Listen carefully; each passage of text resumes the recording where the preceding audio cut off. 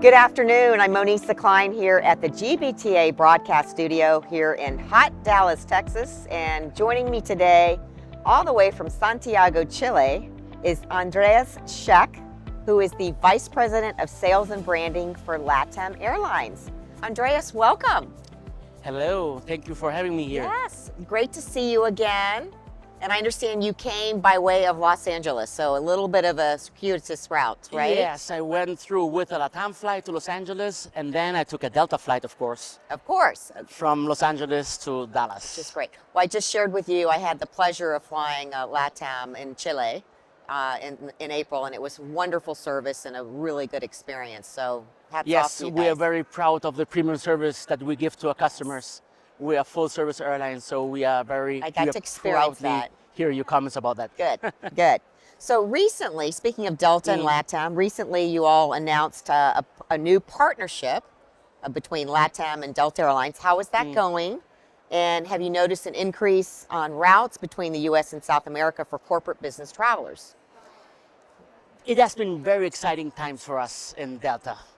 I think there are many things going on, but if I have to point out only three of them, first, I think we have a very good cultural fit. Yes. Both of our customers, of our companies, put the customer in the Yes. center. The teams are very engaged, on-ground teams with the boots on the ground, hearing our customers, understanding how to serve them better. So the cultural experience is great. Then, of course, routes. We are constantly increasing routes. We already had planned 7 lounges for this year. 2 of them already happened. We have the new Guarulhos Los Angeles flight, a direct flight. It's the first one that actually makes that route. And also we launched the Bogota Orlando route, also together as a JV. And we have 5 routes more to come.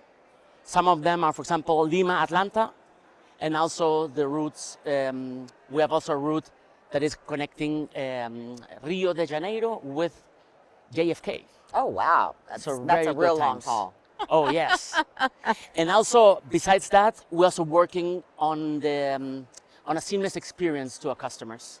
Which is so important. It's very right? important, Which is especially for the important. business traveler. Yes. We need to give them expedite processes, a very consistent concierge service, FFP program, miles program that is always seamless to the customers, where he can redeem miles in one program or the other.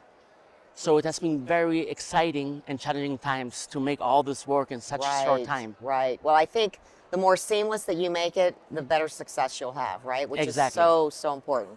So here we are in Dallas at the world's largest business travel convention. Obviously, a lot of corporate buyers here. You have a lot of partners here. What do you think that the corporate clients can expect from this new joint venture? I believe there are many things. The first one is that we already talked, connectivity. Right. We serve in South America more than 140 different destinations. Delta serves 350 plus destinations in North America. So connecting these both worlds together in a seamless experience gives a complete different product offering to our customers. Besides that, we have the FFP programs that are very coordinated already. We have a customer experience. Both of our companies are culturally very service orientated.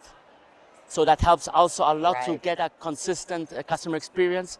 And also, very interesting, we are the only airline in South America that has a multi-cabin experience. So we have from basic products until premium economy and then premium business, as well as also Delta have. So if you book flights from or to the States, you can get this consistent cabin experience also.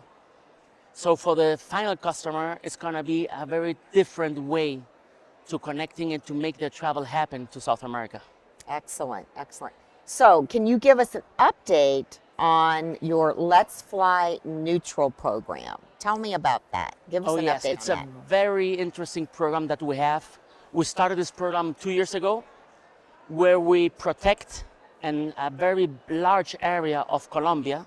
We're talking about 0.5% of the complete Colombian surface is protected by this program. And what we do is, if a company wants to offset their carbon footprint, we offset the same amount that they put into the program. So we amplify their effort. it has been very challenging to educate our corporate traveler and also the companies to see and to work around those benefits for their company, but also for the future of our children that need us to be responsible and work around those initiatives now, because then it's going to be too late. As they Right. always say, when is the best time to plant a tree? 20 years ago or today?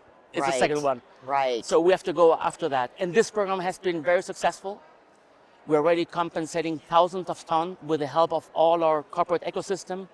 And we're pushing for them also to expand this program as much as possible.